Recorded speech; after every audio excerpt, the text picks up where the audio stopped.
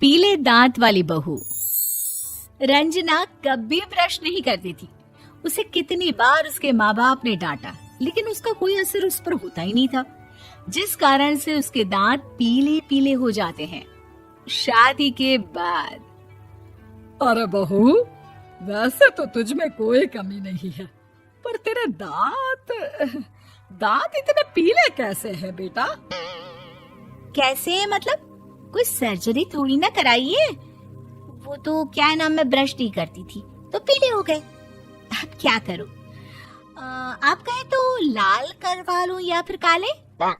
यार ये क्या है, क्यों माँ से लड़ रही हो? लड़ रही हूँ? अरे मैं लड़ रही हूँ या ये बोल रही है कि दांत पीले हैं, पीले। अरे तपस्या थोड़ी ना की है इन्हें पीले करने के लिए। बकायदा ब्रश नहीं किया है 20 साल तक, तब जाकर। छी, कैसी बात कर रही हो? ये उस वक्त तो पीले नहीं थे जब हम लोग तुम्हें देखने आए थे। अरे तब साफ करवा लिया होगा डेंटिस्ट के पास जाकर। अब देखो कैसे पीले पीले लग रहे हैं। रंजना सास की तरफ गुस्से से देखती है। फिर शुरू हो गई पीले पीले पीले। अरे पीले तो तब भी थे जब मेरे हाथ का रसगुल्ला उड़ा उड़ा कर खा रही थी और बोल रही थी, लड़की नहीं गुणों का खजाना दे रहे भाई साहब आप। खैर, अब वो लोग करते भी तो क्या करते, पीले दांत वाली बहू पल्ले पड़ी थी तो झेलना तो था ही। एक दिन कीर्तन में रंजना गाना गा रही थी। अरे कमला बहन, माँ का द्वार है, यहाँ तो सब शुद्ध होकर आते हैं, फिर अपनी बहू को ब्रश भी नहीं करवाती तुम। दूर से पीले पीले दांत भक्ति में बाधा उत्पन्न कर रहे हैं। अरे कोई 2 साल के बच्चे थोड़ी ना लेकर आई हूँ मैं बहू बनाकर। अच्छी खासी लड़की है, अरे कैसे करवाऊं ब्रश? ये तो उसे खुद करना चाहिए ना। अब माँ बाप तो इसके जैसे तैसे निपटा दिए, ये नहीं सोचा कि सास कैसे संभालेगी। सास बहू को लेकर घर आ जाती है, लेकिन सोच लेती है कि अब इसे लेकर कहीं नहीं जाएगी। अगले रोज बहू कहती है, अरे क्या हो गया, मंदिर नहीं जाना क्या? कीर्तन का वक्त हो रहा है। मेरी मधुर वाणी से कान्हा जी जागते हैं और सोते हैं। आप तो जानती है ना उनकी भक्ति में कितना मन लगता है मेरा। वो क्या है ना, तबीयत ठीक नहीं लग रही है मेरी, आराम करूंगी मैं। तबीयत ठीक नहीं लग रही? अभी तो मिथुन के गाने पर नाच रही थी आप, और अब बोल रही है कि तबीयत ठीक नहीं लग रही। अरे भक्ति में मन लगा लो सासू माँ, ऊपर जाना है, क्या मुंह दिखाओगी आप? हाँ? सास को बहू की बात पर गुस्सा आ जाता है। मैं क्या मुंह दिखाऊंगी, इसकी चिंता तो ना कर, समझी? अपने मुंह की चिंता कर, जो ये पीले पीले दांत लेकर हर जगह पहुंच जाती है। पता है लोग कितना मजाक बनाते हैं। ना जी ना, मैं नहीं जाना कहीं तेरे साथ। तो ये बात है। कोई ना, मत जाओ, मैं अपने कमरे में ही बैठकर भक्ति कर लूंगी। ऊपर वाला दांत थोड़ी ना देखता है, मन देखता है, भावना देखता है। और अरे बस बस, तू सब कुछ दिखा, बस ये सफेद चमकदार दांत ना दिखाना किसी को, है? जा यहाँ से। बहू को सास की बात का कोई फर्क नहीं पड़ता, वो तो जैसी थी वैसी ही रह जाती है। सुबह नहाकर किचन में खाना बनाना, फिर खाना खाना, कीर्तन भजन करना और सो जाना। एक दिन, माँ जी मैं सहेली के घर जा रही हूँ, शाम को लेट आऊंगी। हाँ हाँ तो जाना, मैंने कौन सा तेरी आरती करनी है घर पर बैठकर।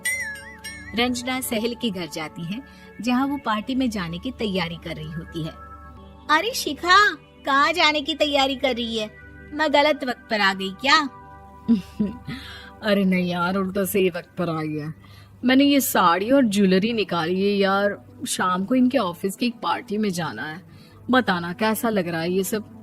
नहीं यार, इस ड्रेस के साथ तो वो वाली ज्वेलरी अच्छी लगेगी। हाँ हाँ सही बोल रही है, मैंने ध्यान ही नहीं दिया। वैसे तो हमेशा से मस्त फैशन सेंस रखती है। तो बड़ा जाती होगी ना पति के साथ पार्टी में। रंजना कुछ नहीं बोलती, बस सोचती है कि यार काश ये बात सही हो जाती, पर मैं क्यों नहीं जाती पार्टी में? क्या इन लोगों की कोई पार्टी होती नहीं होगी?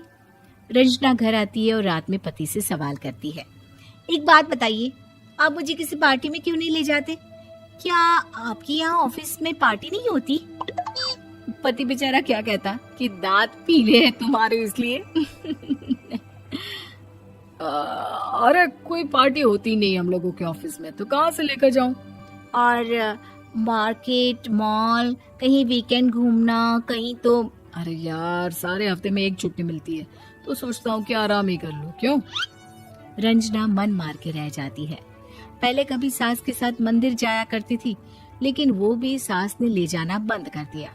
घर बैठी बैठी रंजना बोर हो जाती है। तभी उसे आइडिया आता है और वो मायके जाने का सोचती है। सासू माँ, 2 दिनों के लिए मम्मी के घर जा रही हूँ। अच्छा अच्छा, ठीक है, आराम से जा। और हाँ, माँ से कुछ अच्छी आदत सीख कर आना कि कैसे शरीर के हर भाग की तरह दांतों की सफाई भी जरूरी होती है, समझी? शुरू हो गई ना आप। वो लोग आपकी तरह नहीं है कि छोटी छोटी बात का बतंगड़ बना दे। उन लोगों के लिए मैं मायने रखती हूँ, ना कि मेरे पीले पीले दांत। रंजना माँ को बिना बताए उन लोगों को सरप्राइज देती है, लेकिन जैसे ही वो दरवाजे पर पहुंचती है, अंदर देखती है कि घर वाले कहीं जा रहे होते हैं।